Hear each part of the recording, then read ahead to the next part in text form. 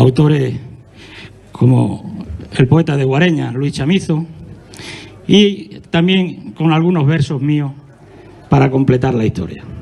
¿De acuerdo? Bien, pues la historia comienza en casa de la señora Eustaquia. La señora Eustaquia es la madre de Juana María. Juana María es una moza casaera del pueblo. Y aquella mañana, muy temprano, estaba sentada en el borde de la cama, con la cara muy mustia. No se quería levantar aquella mañana, algo pasaba. Y la madre, la señora Eustaquia, que como todas las madres es más lista que el hambre y sabía lo que pasaba por el pueblo, se pone allí al lado de donde estaba la moza, allí como a cazar calcetines, como la que no quiere la cosa. Y le dice así, cuéntaselo tú a tu madre. Dime, hija, ¿qué te pasa? ¿Qué es eso que a ti te ahoga y te anúa la garganta? Que estás como revenía sin decir ni una palabra y ni siquiera te has peinado y no has hecho ni la cama. ¿Tía acaso esto algo que ve con el nieto la Colasa? Ese de la capital, que vino hace 2 semanas y todas las mozas del pueblo peripuestas le rondabais. ¿Cuándo se va? ¿Por la noche o en el tren de esta mañana? Y la moza, que estaba ahí sentada, dice, para mí se ha ido ya para siempre. No me anda más por las ramas. Es muy harto y es muy guapo. Y tiene muy buenas palabras. Pero no me ha tenido ley.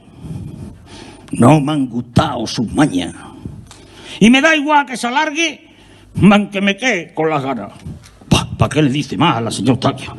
¿Ganas? ¿De qué, buena moza? Si en todo el pueblo hay una cara más alegre y más graciosa.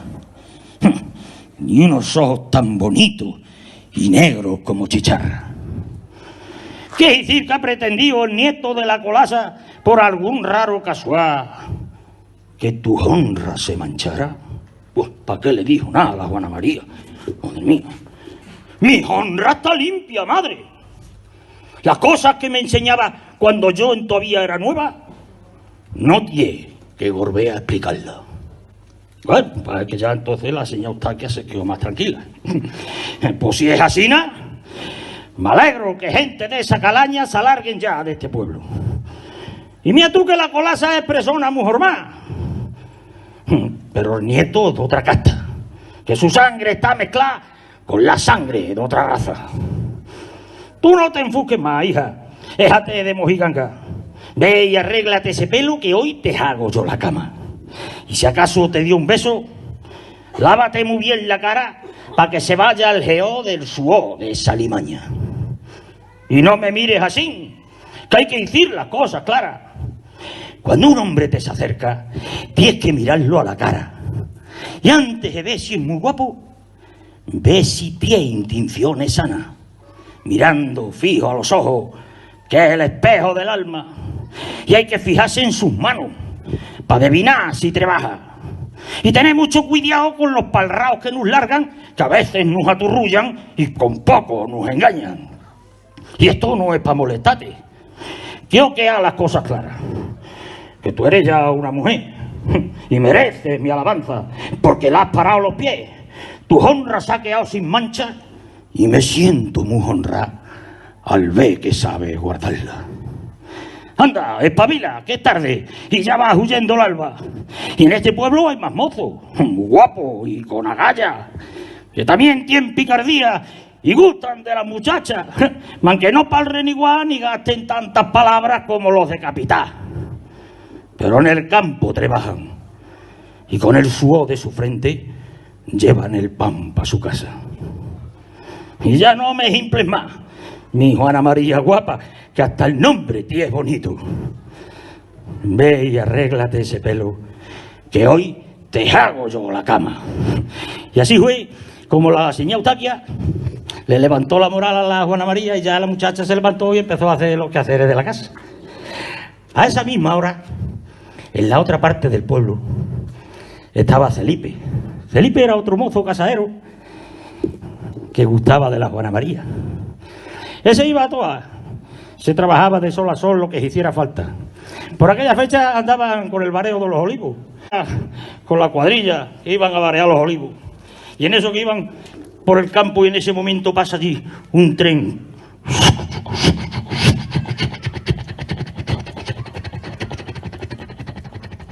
Y el Felipe ni corto ni perezoso dice: que corre el tren retumbando por los hierros de la vía. Retiemblan los recios alcornoques que esparraman alrededor del troncón las hojas secas. Huyen las yuntas cuando el bicho negro silbando traquetea. Se enmorona un terrón y el humo riñe con las ramas de encina que le enrean. Vosotros, que huís para no sé dónde, no quedando en los hierros ni las huellas. Vosotros, que asomados a las ventanas, guipáis las foscas y arrogantes esas, y las ondas coladas con su regacho, y la tierra elabora enjuta y seria, donde rumian su pan unos gañanes del color de la tierra. Vosotros, que atendéis a las lecturas y seis tan sabijondos en la ciencia, que quizás sus larguéis de carrerillas y en romance hazañas extremeñas que los nuestros hicieron sin dejar de contarla. Vosotros, los que vais dentro del bicho que huyendo retiembla y traquetea, no sentís al pasar junto por junto al mismo corazón de nuestras tierras algo así como algún fuerte deseo que se changuen del chisme todas las ruedas, empaquearos aquí junto a nosotros para endulzar una mijina nuestras penas, para endulzar nuestro pan y para empaparos en la sal del suor que nos chorrea. Vosotros vais corriendo, muy corriendo, sin quedar en los hierros ni las huellas, que asina como el tren vais por la vida, retumbando y depriesa. Si no os podéis parar, meted al bolso nuestras libretas y al pasar por aquí, mirad para el cielo y en después para la tierra y en después de mirarnos con cariño, principiar a leerla, porque ellas sudirán nuestros quereles, nuestros guapos orgullos, nuestras penas, ocurrencias muy fuertes y muy hondas, y cocinas muy dulces y muy tiernas. Y sudirá también cómo palramos los hijos de esta tierra, porque hicimos asina, hierro, humo, y las hachas, y el higo, y la higuera. Y también sudirá que seamos buenos, que nuestra vida es buena, es la paz de un vivir lleno de trabajo, y al dolor de un vivir lleno de miseria. El miajón que llevamos los castúos por bajo de la corteza, porque semos asina, semos pardos del color de la tierra, los nietos de los machos que otros días triunfaron en América. Y seguía el tren.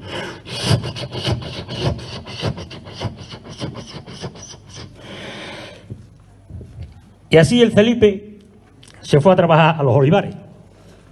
Por la tarde, como siempre que podía, se acercaba a la calleja donde vivía la Juana María. Y allí le cantaba la ronda. Iba con su guitarra y a la vera de la reja le cantaba canciones. Pero aquella tarde aparecieron por allí 4 o 5 rondadores que querían fastidiarle la ronda. Y él, ni corto ni perezoso, sacó la navaja.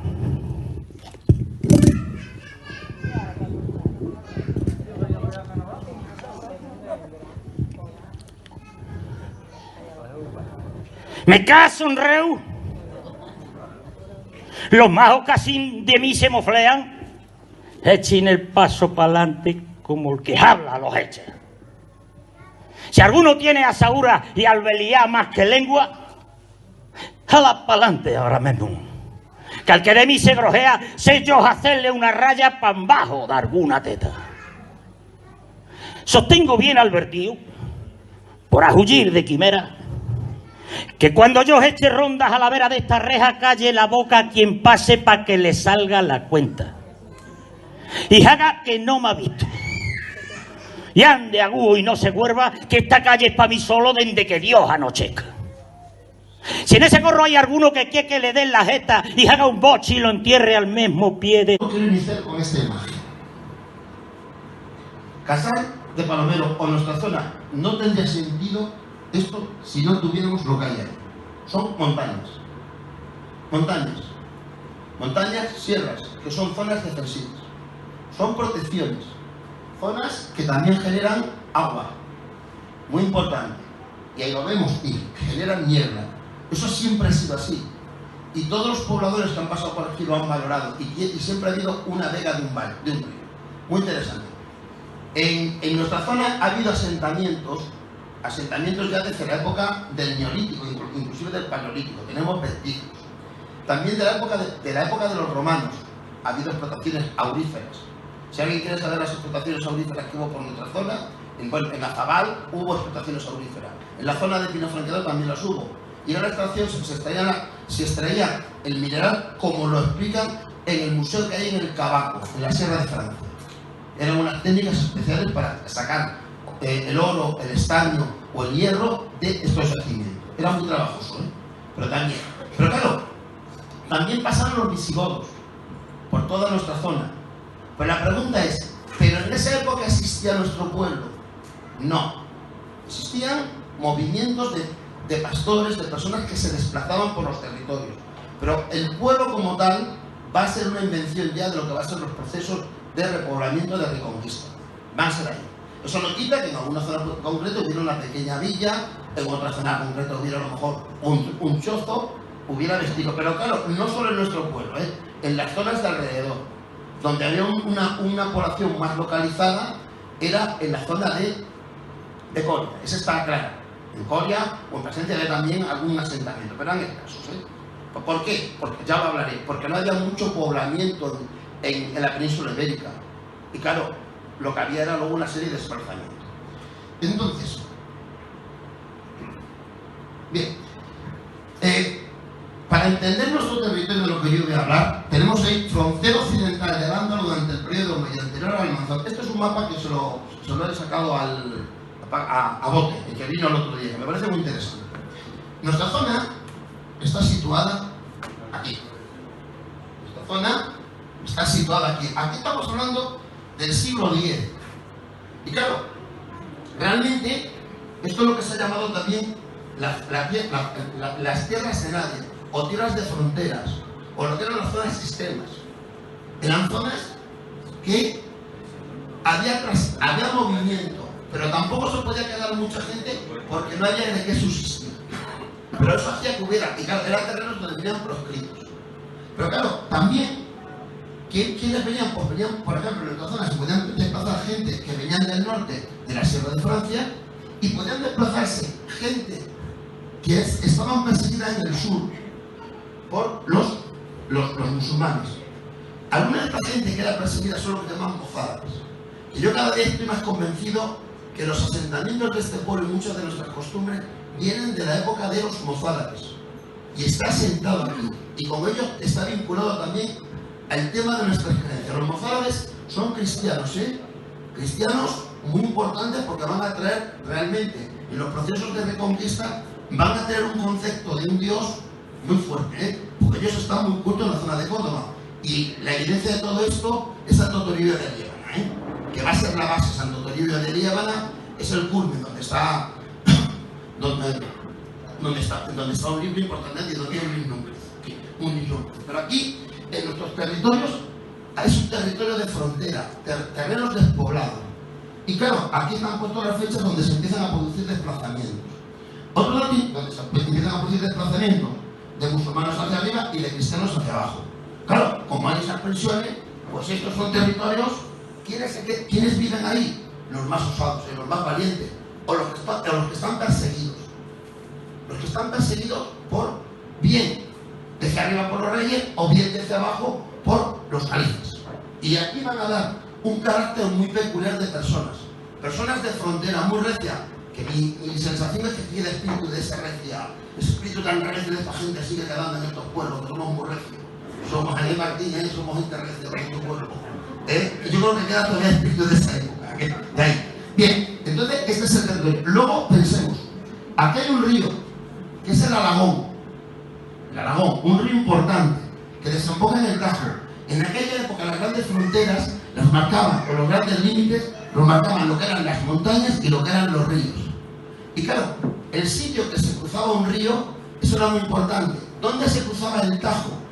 En la zona de Alcántara. También se ha pensado siempre que se cruzaba también en Alconeta. Por ahí iban buscando, se llamaba la Dalmacia. La vía Dalmacia, que era la vía que se metían hacia el norte, hacia la zona del reino de lo que va a ser el terreno asturleonés y también Galicia. Es por donde entra. Y hay vías de penetración por ahí. Pero claro, lo interesante es que aquí nos encontramos nuestro territorio. Un territorio extenso que abarca Casal, que abarca Urdes, que abarca Sierra de Gata, que abarca hasta los límites también de lo que es el cerezo, de lo que es aceituna. Estamos llegando ya a lo que está más poblado aquí, es la zona de Coria, porque controlan la Dalmacia, pero estos son terrenos que están a las afueras, están fuera de todo, están de la mano de Dios, y territorios recientes Valencia.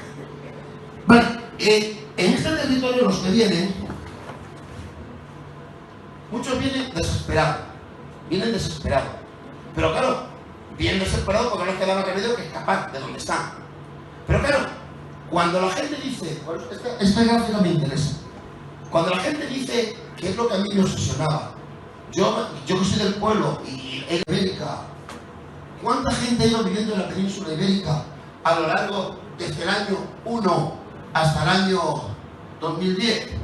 Pues nos encontramos que en el año 1 se calcula que en la península ibérica vivían 4 millones de personas.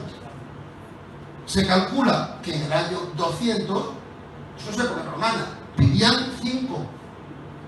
En el año 500 vivían 4 millones de personas. Y nos vamos, en el año 700, 3 millones. En el año 1100, 4 millones. En el año 1000... ahí estamos en el año 1300 o 1200, 6 millones. En el año 1404 millones.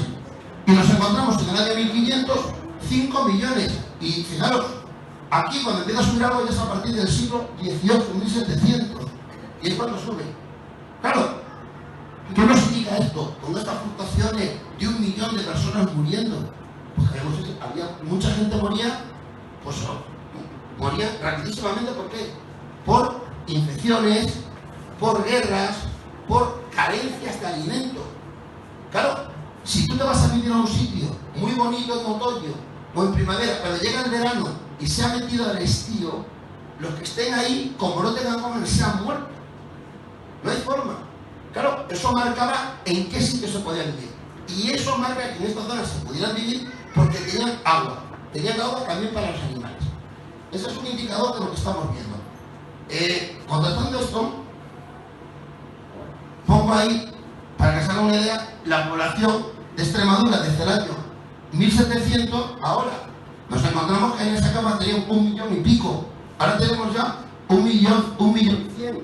1 millón. 1.100.000. Un dato curioso. Sotos Sierra de Santa Bárbara. Y mirad el ambiente donde está.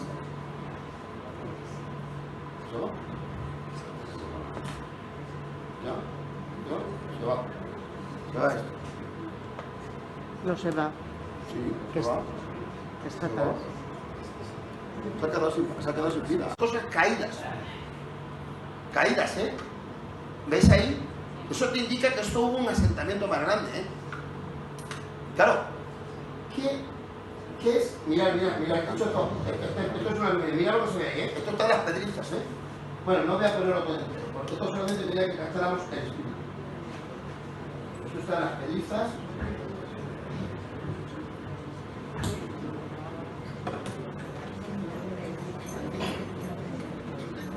También que lo quiera ver entero, lo tiene, Aniceto lo tiene colgado en YouTube, ¿eh?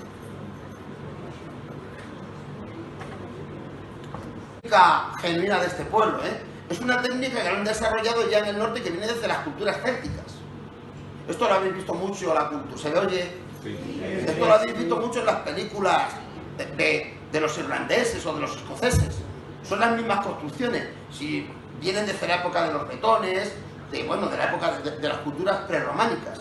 Que son, ¿por qué? Porque son muy fáciles de construir. Un chozo, hablando con gente que ha construido chozos, Martín, ¿cuánto se hace un chozo de esto? Pregúntaselo a Nano. ¿Qué? En 15 o 20 días. Y claro, un mes no, dependiendo del tamaño. Un día que estoy hablando con gente en el pueblo ya de este tema, dice, no, yo cuando mi padre estaba por ahí, el marido de Ani, ¿dónde está? ¿No está por ahí el marido de Ani, de tu amiga Ani?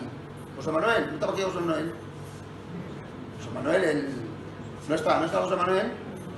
Porque también ese también había hecho chozos y me contaba que se hacían en 7 o 8 días. Y eso es básico. Porque claro, son construcciones que se hacen rápido por si llueve o también para protegerte de la intemperie y de los animales. Y esto es toda esa es una cultura. Entonces, lo que estamos en esos momentos son chozos donde la gente tenía 1.400.000 habitantes y cómo vamos perdiendo habitantes. Eso tiene que ver con la moda de explotación. Pero quería que comparáramos los datos de arriba con lo que es ahora solo Extremadura lo que tiene. Y es un terreno que está muy despoblado Extremadura todavía, ¿eh? Pero para entender todo esto hay que tener en cuenta lo de arriba. Vale. Sigo. Esta zona, los que llegan aquí, ¿quiénes llegan? Te he dicho que en un principio llegan proscritos. Lleva gente huyendo. Llega gente que está buscando un sitio de donde ocultarse. Por un lado están llegando pastores del norte y por otro lado están llegando, y cada vez digo que estoy más convencido, están llegando mozárabes que quieren rendir un culto a algo que les persigue. Es el culto al Dios cristiano. Muchos de ellos tienen costumbres de lo que son costumbres de los hispanos visigodos, que algunos de ellos eran arrianos, van a crear lo que se llama las herejías arrianas. Van a crear. ¿Y eso qué es lo que se van a sentar? Se van a sentar en sitios perdidos donde no les localicen. ¿Cómo era nuestro territorio en aquella época? Estoy hablando del siglo X. ¿Eran zonas muy limpias o eran bosques? ¿Cómo era esto? Bosques cerradísimos. Eran bosques cerrados, que luego había momentos que se quemaban con las racias. Pero sabemos que son bosques cerrados porque en el libro de las monterías de Alfonso XI hace una descripción de lo que había aquí de caza y describe los bosques. Y eso es el siglo XIV. Y nos dice que por las zonas había oso, había lobo, había zorros, había muchos animales que son animales, lo que llamaban en aquella época alimañas. Y que describe cómo los bosques son cerrados. Claro, ese es el entorno donde se mueve esta gente muy bien. Unos bosques cerrados donde ellos, que están proscritos y que no quieren que les localicen, quedan ocultos en el interior de un bosque, donde no hay quien les vea. Y claro, si yo voy a vivir alrededor de un bosque, en el interior de un bosque, ¿dónde vivo? ¿En una casa normal? No. ¿Dónde vivo? En chozos. En chozos como los que he contado, que quedan camuflados por la vegetación y por la piedra. Pero claro, este es el inicio. Les voy a poner un pequeño vídeo de cómo pudo ser ese ambiente de esos chozos. Tenía 1.400.000 habitantes y cómo vamos perdiendo habitantes. Eso tiene que ver con la moda de explotación. Pero quería que comparáramos los datos de arriba con lo que es ahora solo Extremadura lo que tiene. Y es un terreno que está muy despoblado Extremadura todavía, ¿eh? Pero para entender todo esto hay que tener en cuenta lo de arriba. Vale. Sigo. Esta zona, los que llegan aquí, ¿quiénes llegan? Te he dicho que en un principio llegan proscritos.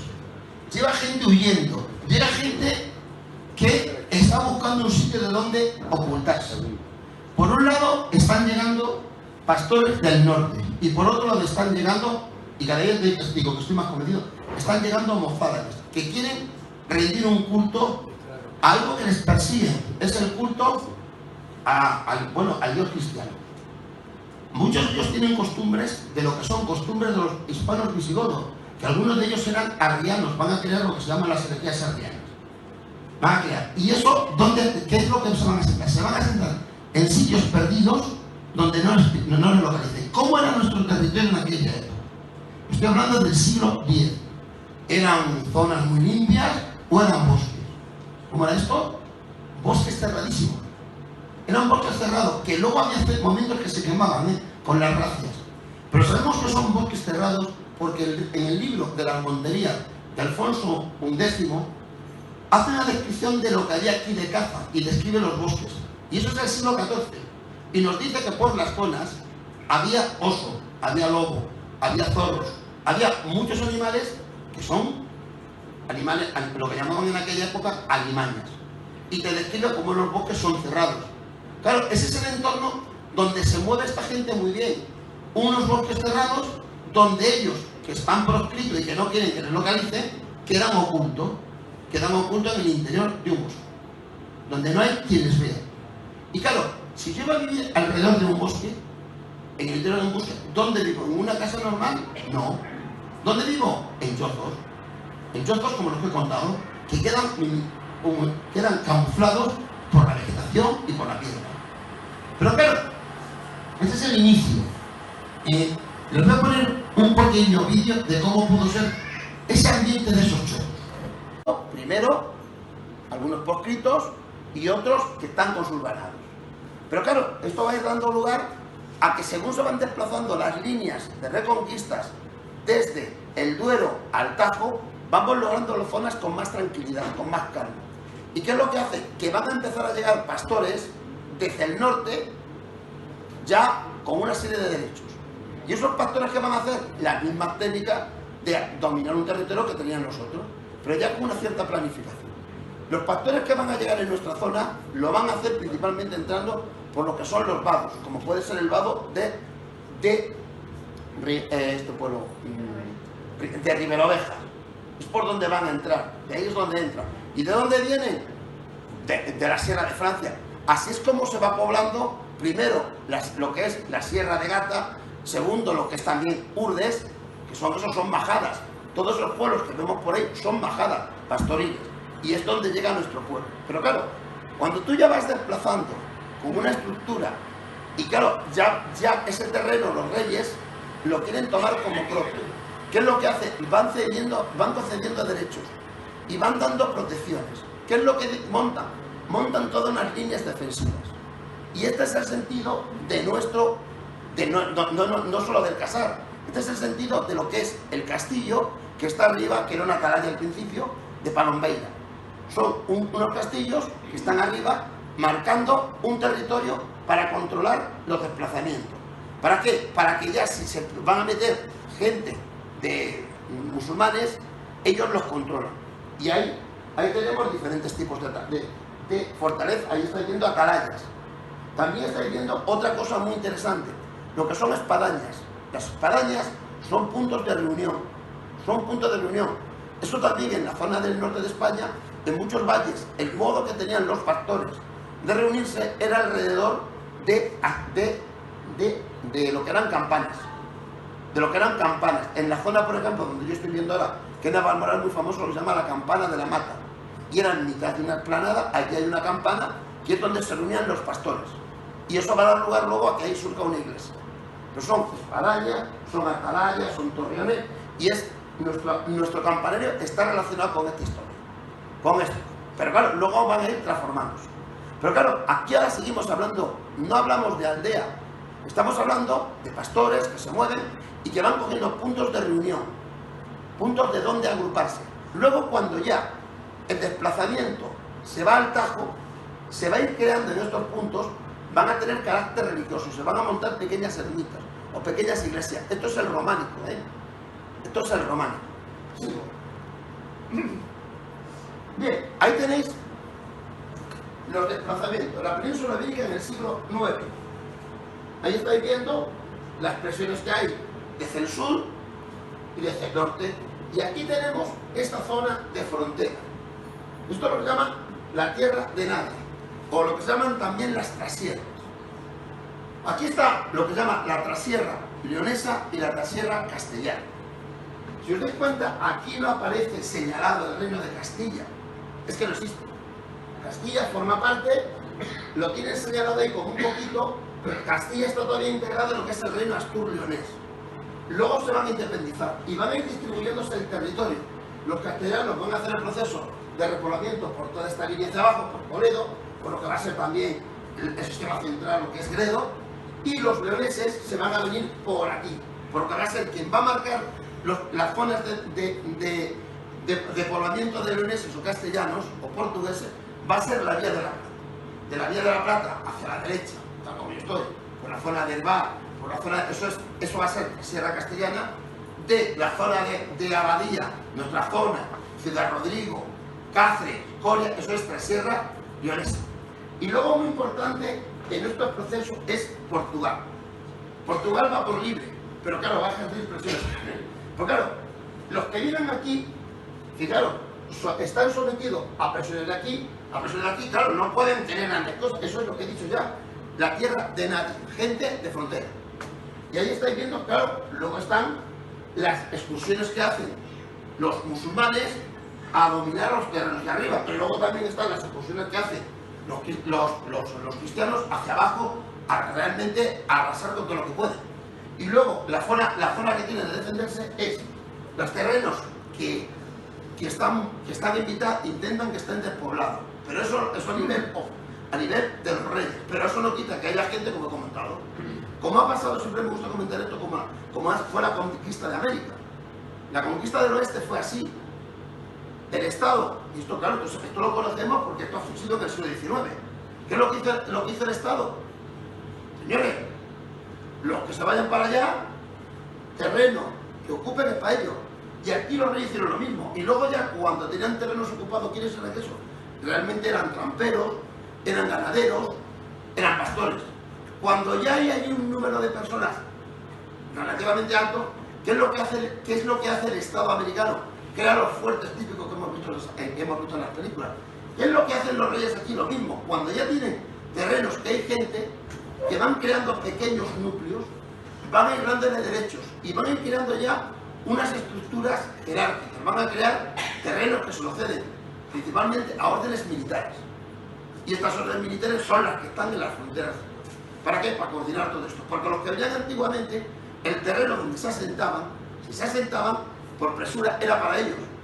Y esa es la base del minifundismo que tenemos en nuestras zonas. Que si nos vamos del abajo para abajo, ya son latifundios. En nuestras zonas, lo que hay más aquí son minifundios, pequeñas propiedades que vienen de esa. Vienen de ahí. Pero claro, aquí luego, si os dais cuenta de los desplazamientos, cómo las líneas del siglo IX al siglo XI, cómo las líneas van desplazándose, cómo la línea, mirad ahí es donde está nuestro pueblo.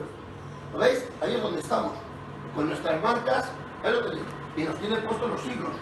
Límite del siglo XI, luego más abajo. Aquí estamos en el límite del siglo XI. Límite del siglo, estamos en el año 1030, y ya los primeros documentos que contamos de nuestra zona hacen referencia a ese año. ¿Por qué? Porque ya hay desplazamiento. ¿Por qué? Porque ya aquí ya se sabe que hay gente. ¿Pero existe el pueblo? No. Existen, lo que estoy contando, chozos, gente que está por aquí moviéndose. Pero claro, lo que yo quiero explicarles es cómo se convierte un terreno de chozos en una aldea. Vale. Tenemos un detalle. Siglo IX, siglo X, siglo XI. Reconquista cristiana de Salamanca por Ramiro II de León. Al vencer de Ramán III en la batalla de Simancas. Y al venir la posterior repoblación del territorio salmantino como Salamanca, Ledesma y Cuadramiro. Muy importante, Ledesma importantísimo. Realmente nos hemos olvidado, pero Ledesma fue importantísimo. ¿Por qué? Porque era una avanzadilla de los zamoranos, que luego decís se van a meter también en Salamanca. Y ahí tenemos, sí. Ahí veis, finales del siglo XI, aceifas por parte de la tropa musulmana. ¿Qué es lo que hace en el siglo X Almanzor? Almanzor se está dando cuenta que los cristianos están tomando mucho territorio, y Almanzor, que era un caudillo, era un dictador, como diríamos actualmente, pero muchas narices, empieza a hacer desplazamientos hacia el norte para intentar recuperar las fronteras originales, y eso nos afecta a nosotros. ¿Por qué? Porque al pasar por estos territorios, pues claro, y como lo que venían eran arrasando y matando, pues mucha gente de aquí tuvo que sufrir otro despoblamiento. Y luego otra forma que hacía era quemaban, arrasaban. ¿Para qué? Para que no les pudieran seguir. Sigo. Ahí tenemos Alfonso VI y Fernando II de León vuelven a repoblar la izquierda la mayoría de la población de los locales de la provincia de Salamanca. Ahí estamos ya con Alfonso VI y Fernando II de León. Ya en los documentos aparece que Casar de Palomero, que es un derecho que lo concede Fernando II de León. Claro, ¿qué nos indica esto? Que nuestra historia está directamente relacionada con la historia de Salamanca, de lo que es toda la zona de la Sierra de Francia. Y claro, y nuestras costumbres son como esas. Sigo. Alfonso VI de León, en el 1067 y 1109, repobla la Sierra de Francia con asturianos, gallegos, cántabros y sobre todo francos. Los francos no son los franceses, francos son gente que viene de Europa. Ahí ya se ha puesto en funcionamiento el Camino de Santiago, importantísimo, porque eso va a traer mucha gente y eso va a hacer que la población vaya aumentando. Lo que pasa es que luego hay guerra y hay pestes. Sigo. Los francos. El nombre de la Sierra de Francia se piensa que viene de eso, de los francos que la repoblaron. Ahí tenemos estos muros o chozos de pastores. Por cierto, en esta época que estoy hablando, es la época del Cid Campeador. ¿Qué es lo que hacía el Cid Campeador? Era un guerrero de frontera. A nuestra zona no vino, pero aquí venía gente como el Cid Campeador. Venían buscando qué, renta y derechos, y el rey, los terrenos que él conquistaba, el rey se los cedía. ¿Qué es lo que hacía el Cid Campeador? Muy listo él. Lo que él conquistaba, que se lo podía haber quedado para él, dijo, no soy capaz de mantenerlo. Se lo cedo al rey, que tiene más estructura. Y a mí me lo cede para que yo los gobierne. Y aquí eso fue el territorio. Claro, eso es lo que van a hacer aquí las órdenes militares, que va a ser la orden de Santiago. Sigo. Ahí ven los muros que yo os he puesto. Siglo XI. Ahí tenemos el primer escrito, que luego resulta que no es cierto, que es falso. Este es un escrito que lo falsearon, la encomienda del Santo Espíritu, para tomar propiedad del territorio. Pero lo que sí nos indica ya una cosa, este escrito, que aunque el escrito sea falso, nos está indicando que esto estaba, aquí había gente, había poblamiento en la zona, y ella quiere trasladarlo ahí para que le den todos los derechos. Entonces, ya estoy contando, en el siglo XI ya tenemos claro que aquí había asentamientos, y ya con una cierta jerarquía y estructuración.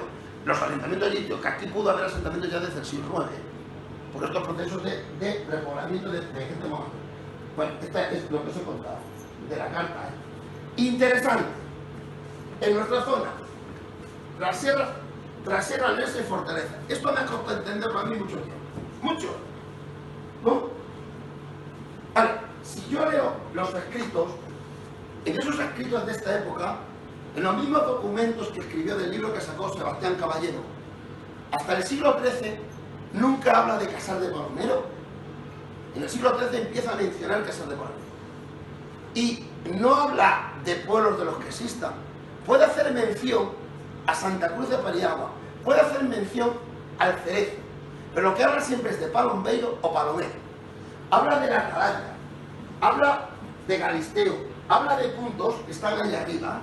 De todo, estos son, realmente lo que está definiendo son puntos estratégicos de líneas defensivas. ¿Por qué? Porque está diciendo lo que ya es suyo.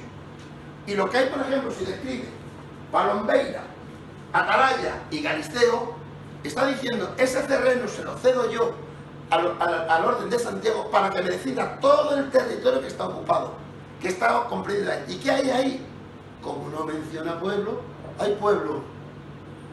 No menciona pueblo, que es terrenos abandonados, pero terrenos donde sí puede haber pastores. Y lo que quiere es dar protección porque sabe que cuando dé protección a esto tiende luego a crear núcleos poblacionales ya estables. ¿Por qué saben eso? Porque eso pasó en el proceso de repoblamiento del Duero. Y es lo que hace. Entonces, claro, esto es interesante. Cuando habla de Palomero, está hablando de...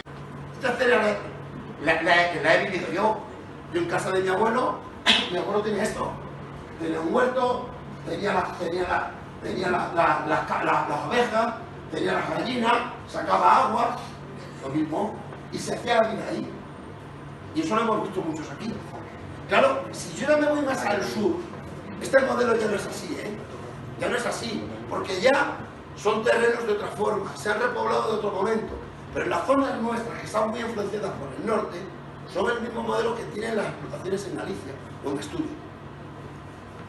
Ahí estáis viendo. Vale, aquí os pongo una serie de imágenes de esos momentos, de cómo se guían los pastores, ¿veis? Aquí ya vamos transformando en esto, bueno, ahí vamos transformando, ya vamos avanzando, ¿eh? Aquí ya no estaríamos, yo hasta ahora me estoy situando en el siglo XII, siglo XIII.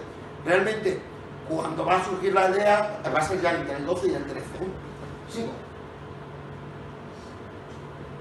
Ahí tenemos el documento de donación de la Casa de Palomero, para que demos cuenta que es esto, y tenemos en el siglo XII, tenemos ahí en Verona, bula del Papa Luis XIII al obispo de Coria, don Fernando, y sus sucesores, por lo cual dispone que en esta iglesia las reglas se ingresan las cabrones de San Agustín, y hace mención al monasterio de Palomero, monasterio, ¿eh? También, muchas veces, los primeros que venían a estos sitios, también a poner un poco de orden, eran frailes, eran monjes, eran los monasterios. Venían. ¿Dónde estaba ese monasterio? No lo sabemos, no tenemos ni idea.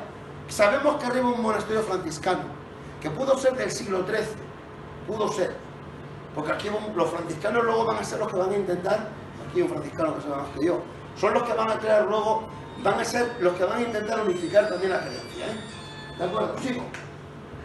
Ahí tenéis, buena Pablo de Coria, don Arnaldo y sus dramas, por el cual confirma su iglesia bajo la regla de San Agustín, reconociendo los derechos de Cisano, por lo cual nombra otra vez a Palomero, entre otros, y por primera vez de nada, como nueva población. Os dais cuenta que nombra a Palomero. Está nombrando en ese siglo lo que es el territorio que demarca esto. Eso es, ¿qué tiene de referencia? Palombeira, lo que es la atalaya, lo que es la fortaleza. Que esa fortaleza luego se va a convertir en algo más grande con las guerras entre leoneses y castellanos y portugueses. Eso va a tener más carácter. En un principio son atalayas, vigías, defensivas. Te puedo tirar tanta historia y luego es que ha pasado toda la historia por aquí. Sigo. El rey Alfonso IX ordena la orden de Santiago, Barroco, Pago y Palombeiro. ¿Se das cuenta? Palombeiro, siempre nombra Palombeiro. No dice ni Casar, ni Palomero, hace referencia a la atalaya, que es lo que ellos quieren. Esa línea hay que controlarla y la une muchas veces a lo que es la atalaya de Montermós, o también a otro que hay en la zona de Aceituna, ¿eh? O la que hay también luego en Santos. También se hace mención luego a las zonas de la Sierra Gata. Lo que pasa es que la Sierra Gata no pertenece a la Orden de Santiago, pertenece a la Orden de Alcántara. En la Sierra Gata hay un punto interesantísimo, que es Santibáñez de la Luna, ¿eh? Sigo. Marzo, en Medina del Campo, Alfonso IX, rey de León, y su mujer, la reina Berenguera, dona la Orden de Santiago, su maestro González, el castillo de Palombeiro. ¿Os dais cuenta? El castillo de Palombeiro es lo que está tocando, y ese territorio, y lo que abarca, y el concejo de Granadilla, de Granada. Por cierto, es anterior nuestro pueblo que Granada, ¿eh? Porque ahora también se está cuestionando que lo que decían que es una muralla de origen árabe, ya te dicen algunos, no, eso es posterior, así no construían, se daba esa almohada y dicen, no, eso es posterior. Granada tiene un interés, es muy interesante, que también te lo van explicando los historiadores, eso lo descubrieron amigos de Soto Serrano. Por ahí, Granadilla tenía una zona de entrar a lo que es las zonas pobladas de la Sierra de Francia. Por ahí entraban también. Ahí estaba, por ejemplo, Lagunilla, estaba el acceso por el río, el Aragón, que se metían en Soto Serrano, Mogarrá, todas esas zonas. Esas zonas estaban pobladas antes que esto, ¿eh? Sigo. Ahí tenemos, bueno, calendario con el cual se moverían nuestros ancestros en esta zona, es el calendario de la Edad Media, el calendario de San Isidoro, donde está puesto allí. Ese había durante el medievo, se lo va a contar. Sigo. Ahí tenéis escenas de caza, esto está sacado también, me parece que es de San Isidoro de León, escenas de románico, y ahí tenemos también los pastores importantísimos.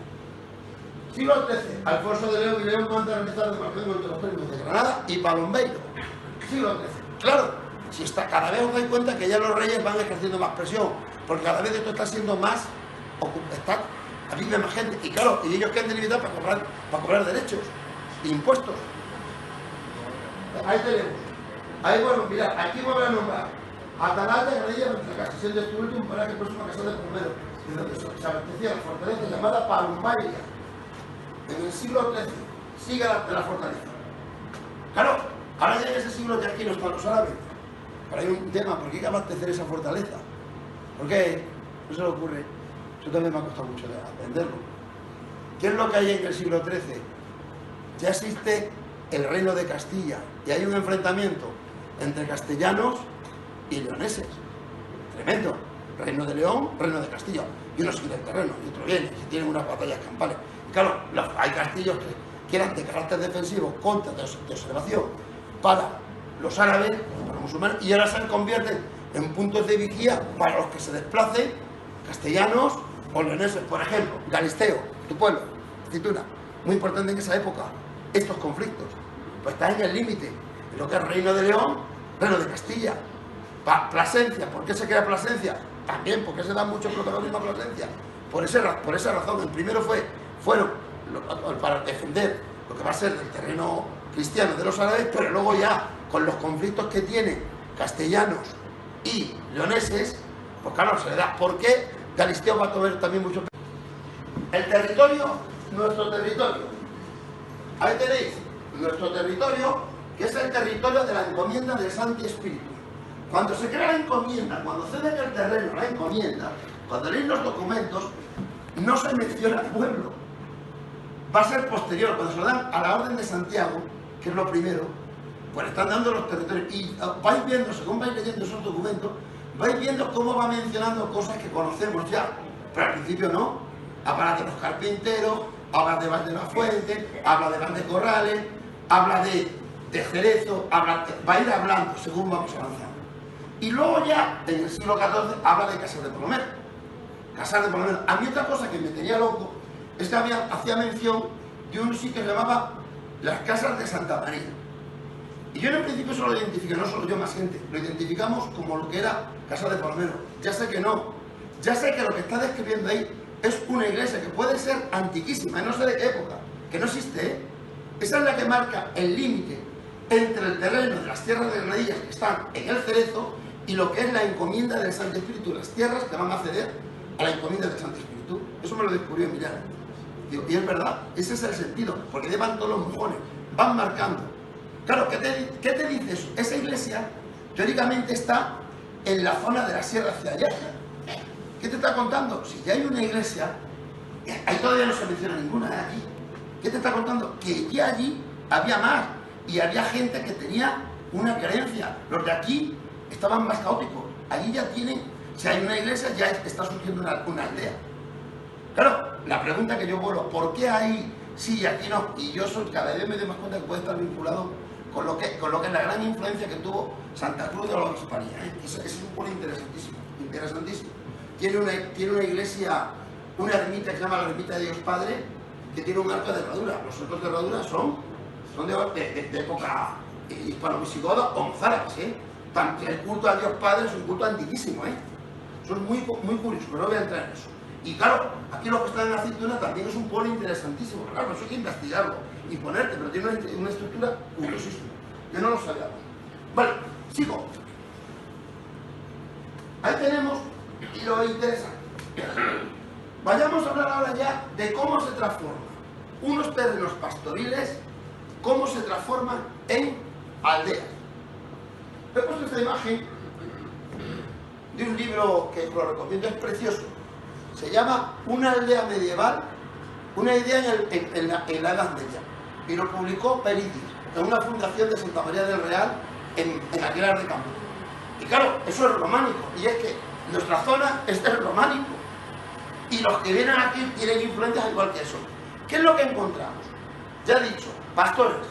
Pastores están ocupando un territorio luego por presura. Los reyes se lo conceden. Si tú vives, esto te lo damos.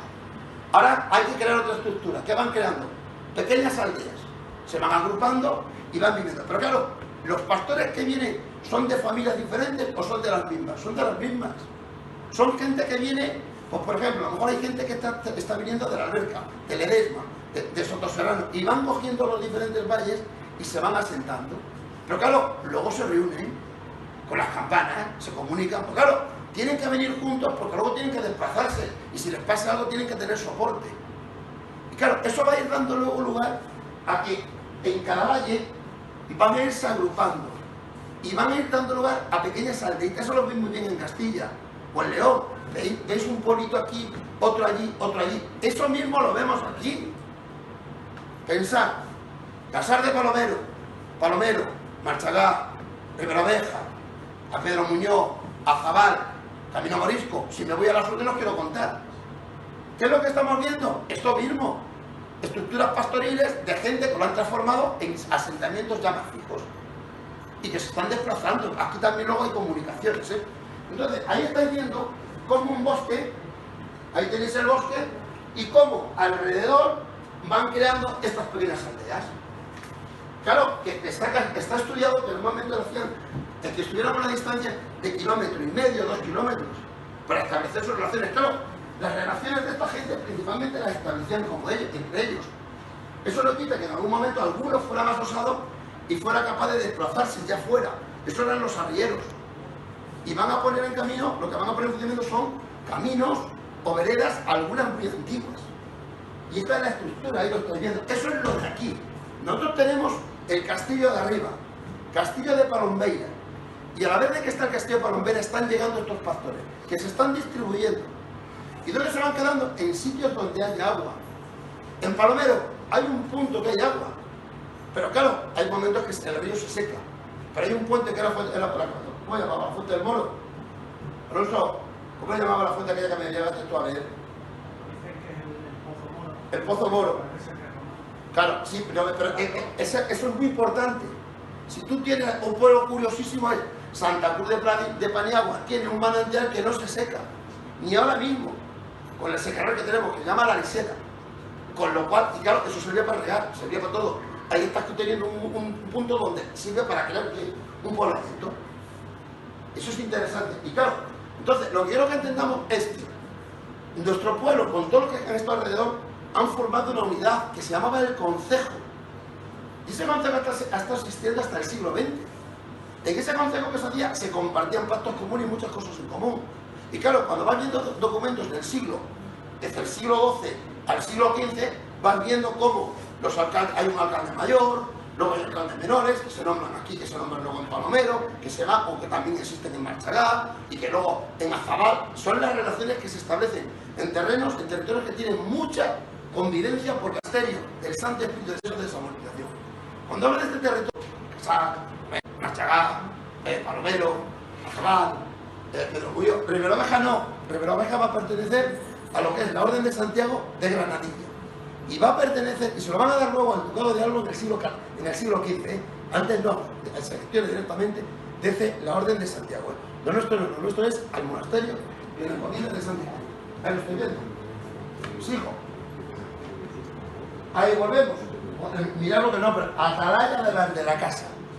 Otra atalaya que está en base de la casa para controlar estas líneas defensivas. Sigo. Ahí tenéis las líneas de avance de los territorios cristianos. Fijaros cómo van desplazándose.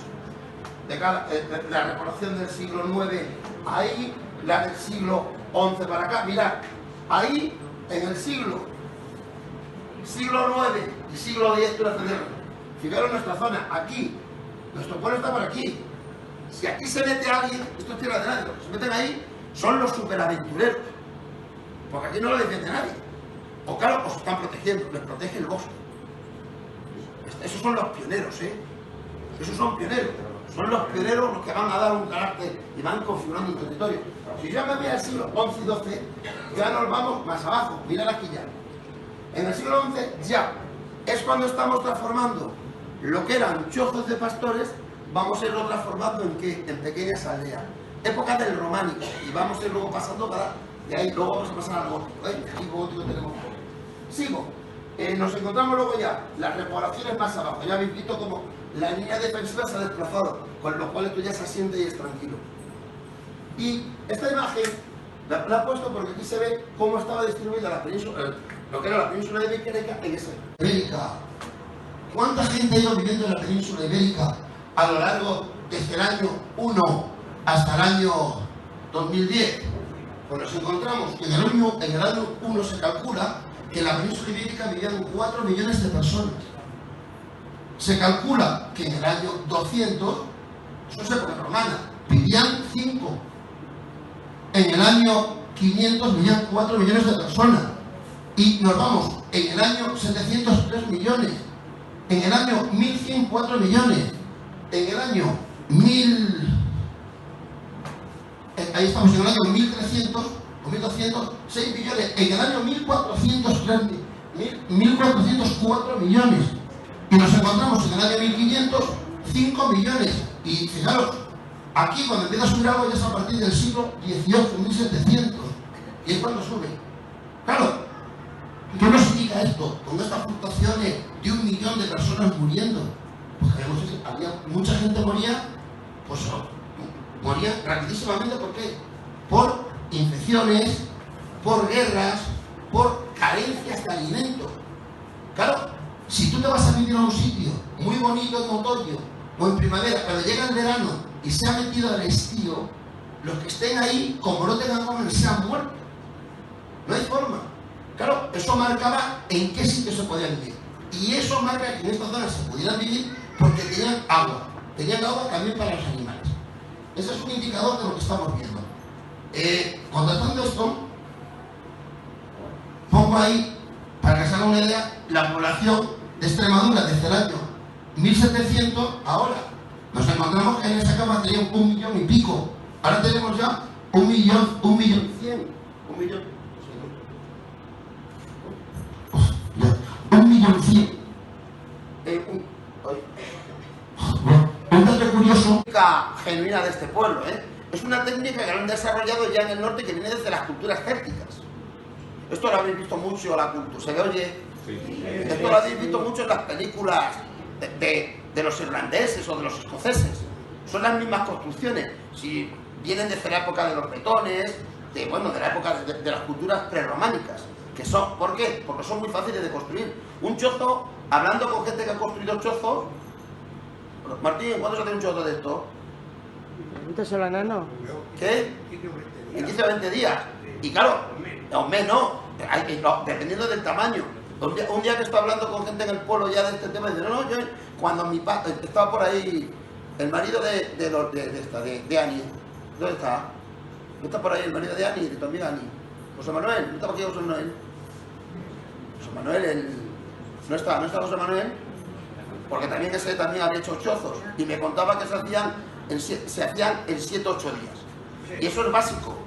Porque claro, son construcciones que se hacen rápido por si llueve o también para protegerte de la intemperie de los animales. Y esto es toda es una cultura. Entonces, lo que estamos en esos momentos son chozos donde la Castillo, y también a esto que están viendo ahí detrás, a la torre. La torre que ahora mismo no la vemos, esa torre es una torre que es lo que he dicho, son civiles. Eran torres de comunicación. Estamos en zonas de fronteras. ¿Y qué es lo que hacían? Estoy contando que venían pastores. Hay una figura que se llama el pastor guerrero. Los pastores guerreros eran pastores tipo como en las películas americanas, esos que son pioneros, que son pastores que llevan sus armas, que llevan todo y que van a defenderse de los indios, de todo el mundo, de todo lo que sea inestabilidad. Pues estos pastores que venían eran igual. Eran pastores muy guerreros, valientes, que se jugaban todo, porque muchos de ellos eran medios proscritos. Pero claro, tenían estructuras también de guerra, que tomaban puntos de referencias para controlar. Allá arriba, donde era la Palombeira, ahí situaban a gente, situaban a lo mejor a 2 o a 3. Y esos 2 o 3 eran los que estaban observando lo que podía venir desde la otra parte. Y lo comunicaban bien por fuego, por diferentes tipos de señales, o con los cuchillos, si había luz, si había sol reflejándose, y tenían códigos. Y aquí había otro donde captaban la señal. Y desde aquí llegaba la señal a lo que es la zona de Ribera Oveja, que era el baldo por donde se cruzaba. Tenías todo un eje, donde, claro, comunicaba luego con más zonas. Entonces, en esa época pastoril, pues estos son puntos importantes. Y son luego donde se llaman las campanas, donde se agrupaban. Cuando el pueblo va a empezar a ser aldea, empiezan a construir sitios donde puedan desaguar y tenga agua. Yo os he contado que esta zona tiene mucha agua. Y claro, empiezan a construir esta falda donde también el agua va cayendo por gravedad. ¿Hacia dónde? Hacia el arroyo de las huertas. Hacia el arroyo de las huertas. ¿Qué es lo que van a sembrar luego? Y ahí está la estructura que se llama periurbana. Lo más cercano al pueblo eran los huertos, lo más distante, un poquito más distante, sembraban lo que eran ya frutales, ponían luego viñas y luego las zonas más altas las dejaban de zonas comunales. Pero este es el sentido. Cuando eso os conté que esto se estaba convirtiendo en una aldea, esa imagen que os he puesto yo, idílica de de un pueblo, de medieval, de cómo... Esto sería aquí. Esa iglesia que no era así. Porque claro, esta iglesia está totalmente alterada. Esta iglesia nos ponen algunos escritos que era del 17. Es falso. Esta iglesia sabemos que es anterior porque los documentos del siglo XV que están en el libro de Sebastián Caballero ya menciona a esta iglesia, donde se pagaban los diezmos y donde se pagaban los derechos y donde se reunían a consejo. Si ya aparecen escritos del siglo XV, imaginaros, es anterior. Y también sabemos que es anterior por cosas, por detalles curiosos. También tiene el escudo de Castilla y León. Lo que pasa, claro, que esta iglesia no la hemos cargado. Esta iglesia es donde estaba el artesonado que he contado. Un artesonado que es de origen mozárabe, mudéjar con influencia mozárabe. Está representando lo que es la bóveda celeste. La bóveda celeste, en aquella época, significaba a Dios. Dios, ¿quién era? Estaba en el cielo, abarcaba todo, ese era Dios. ¿Dónde estaba el infierno? Abajo. Entonces, eso tiene que ver con tradiciones desde principios, bueno, de las herejías arrianas, ¿eh? Está unido a ese Dios Padre con barba, un Dios Padre que hemos visto algunas veces representado. Pues claro, es que era una unidad con todo, y las bóvedas celestes representan eso, que durante el siglo XIV, XV y XVI se van a seguir representando las bóvedas celestes. Y esto es una bóveda celeste donde aparece, cuando lo ves, si vais a Antequera, os vais a encontrar que representa el cielo, con estrellas, con planetas, con, bueno, ¿qué es eso? Claro, el sentido es que esto lo veis también si vais a Castilla, iglesias románicas, os encontréis que representan esas bóvedas. ¿Por qué? Porque las iglesias son en un sitio donde, claro, hay que imaginaros eso, el siglo XIII, el siglo XIV, todo esto lleno de una vegetación que nos envolvía, salvaje, con animales salvajes, con unas carencias tremendas, la vida corta. ¿Qué busca la gente? Un sitio donde encontrarse en el paraíso. Y esas iglesias, que son las iglesias románicas, su interior es el paraíso. Ese es el cielo. Y claro, y los ponían en sitios atractivos, y es donde todo el mundo se reunía. Y claro, llegaba un momento que se mezclaba, os he explicado, lo que era lo religioso con lo civil, con lo que eran los concejiles. Y claro, y esta iglesia era eso. Lo que pasa, claro, que hemos ido ampliando, por ejemplo, cuando vuestro tatarabuelo habla de esta iglesia del siglo XVII, lo que está hablando es de las mejoras que se hicieron. Se añadió, si os dais cuenta, esta iglesia tenía dos puertas laterales, que están cerradas. Bueno, esas puertas eran... No existía esto. Esta parte delantera, esta es posterior, esa es de cuando dice Don Romualdo que se hizo, lo que se hizo fue estas partes. Esta iglesia es posterior, y las puertas de entrada de hombre y mujer era como se accedía a la iglesia antiguamente. Y esta iglesia está dentro, está llena de... Esto era el cementerio. Aquí se enterraba la gente. Claro, las cosas de nuestro pueblo. Se cayó el artesonado, se ha levantado, aquí hemos levantado esto y nadie se le ha ocurrido decir, hombre, vamos a hacer una excavación, a ver lo que hay aquí, nos podemos llevar una sorpresa de que hay una necrópolis, ¿eh? Porque en iglesias de estas antiguas hay necrópolis, ¿eh? Es alucinante. Hay necrópolis que se han ido sectando capas encima. Y en el interior también, porque me han contado, pues realmente se cubrió de baldosa y tampoco se quiso excavar mucho. Déjalo ahí. Pero que estos ahí están los vestigios nuestros, ¿eh? Ese es el sentido de esta iglesia. Y claro, luego en esta iglesia hay un hecho muy curioso. Aquí se celebraba lo que era la embajada. La embajada, que siempre lo habéis recordado. Claro, esos son reminiscencias, esos son autos sacramental del siglo XIV, siglo XV. Antiquísimo. Era un homenaje que hacían los pastores al niño Jesús. ¿Por qué? Por nuestro carácter pastoril. Por cierto, festejo que no se celebra solo aquí. Me imagino que todos vosotros habéis ido al barrio judío de Herbás. Sí, que no es un barrio judío. Lo de Herbás, ahora os explico también. Lo de Herbás no es un barrio judío, lo de Herbás es un barrio medieval. Eso es un barrio medieval. Lo que pasa, claro, que en Herbás hubo unos señores, que yo los conozco, que empezaron a crear un mito, que era un barrio judío. Y eso ha fluido. Y han creado una historia que se llama la historia de los conversos, que no es verdad, pero da igual. Pero le han dado valor a su pueblo, porque tienen una cosa interesante, que es un barrio medieval, y lo han dado a conocer. Eso yo estuve en unas jornadas sobre el medio rural en Herbás, cuando yo fui profesor en Herbás, y vinieron especialistas de todo el mundo. Y claro, lo primero que dijeron los grandes especialistas, oiga, señores, aquí no estamos hablando de un barrio judío, esto es un barrio medieval. Esto es un barrio medieval que es más importante, ¿eh? Con toda su estructura, tenía su castillo, tenía todo, y te lo explicaban. Pero claro, no van a quitar eso porque la imagen que venden en todo sitio que es un barrio medieval. Y en Herbaz hay un historiador que ha estudiado la cantidad de judíos que vive allí, que también lo ha hecho aquí del pueblo, ¿eh? Y dice, no, si en Herbaz hubo 15 o 20 familias judías, no hubo más. No hubo más. Lo que pasa es que, claro, han vendido esa imagen. Bueno, pues nosotros ¿dónde estamos? Estamos en los orígenes de nuestro pueblo.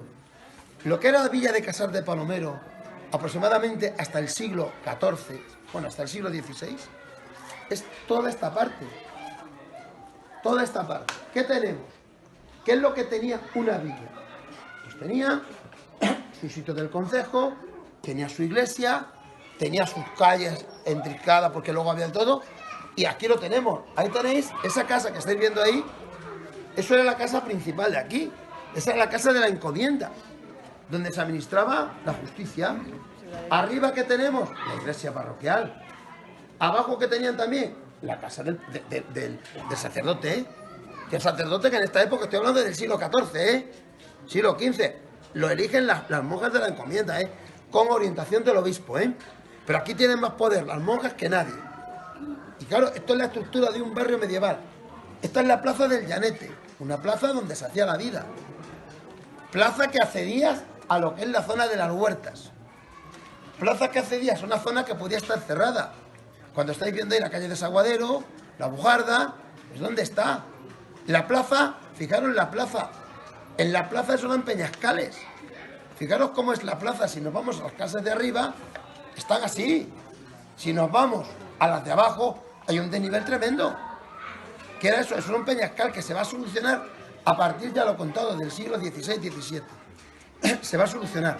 Pero claro, eso, ahí había huertos, porque había manantiales.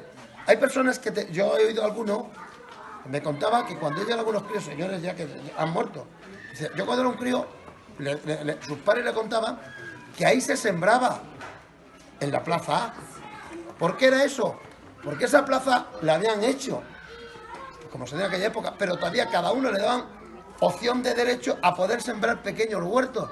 ¿Por qué? Por lo mismo que he contado, porque era lo que estaba protegido. Las casas de esta zona, ¿cómo eran? Casas que tenían detrás un pequeño huerto. Muchas de las casas de aquí tienen pozos. Muchas de estas casas eran unidades productivas de las que os he contado. Casas no altas, bajas, y con sus huertos. La evidencia está que sí, muchas de esas por detrás tenían eso. Ahí tenéis una zona que ha quedado, donde está lo de Julián, que son de eso de lo que había aquí. Entonces esto era nuestro origen del pueblo. Si nos metemos por estas calles, nos recuerda a las calles del Ba, o nos recuerda, por ejemplo, a muchas calles, a muchos pueblos del norte de España. Hace un tiempo vine con unos alemanes, y me decían los alemanes, sí, en mi país hay pueblos medievales que son así. Lo que pasa es que lo tienen recuperado. Pero nosotros hemos sido un desastre, unos completos desastres. Pero claro, hemos sido unos desastres que también tienen su sentido, ¿eh? Tiene su sentido, estos son las expansiones de los años 60, donde la gente quiso mejorar su casa. ¿Y qué trajo? Las ideas de donde había estado. Pero claro, lo que hay que descubrir en nuestro pueblo son construcciones. Yo, en mi opinión, es que hay que hacer cosas así. Hay que poner, pues bueno, las fachadas que queden. Tampoco hay que ser excesivamente estricto, ¿eh? Yo que cada uno ha hecho, pero claro, que recuperar. Y los suelos, pues hay que tener sus matices para que tengamos identidad. Y no quiero contar estas calles, que cuando metes a alguien por esas calles les encantan. Si esas calles están bien iluminadas y tienen a lo mejor madera o tienen otros, pues son encantadoras. Son sitios curiosos, que es lo que han hecho en Herbás, han hecho muchos sitios. O en la alberca. Yo tampoco creo que este pueblo se tenga que convertir en una alberca 2, ¿eh? No, esto tiene que tener su identidad. Y la identidad, yo, en mi opinión, es el Emilianito, no quiero hacer yo propaganda a nadie, pero el Emilianito le da unos toques de estas líneas que son curiosas, porque ha recuperado la piedra que tenemos vista y que se ve. Eso es curioso. Entonces, ahora, vamos a, ya he contado, esa casa importante, menos mal que, bueno, esa casa antes no le damos importancia, porque es que no se veía lo que era esa puerta. A mí me la enseñó un amigo mío, que me dice, ¿tú sabes lo que hay ahí? Yo no tengo ni idea. Y claro, eso estaba encalado, ¿no sabes que estaba encalado? ¿Qué se veía ahí? No se veía nada.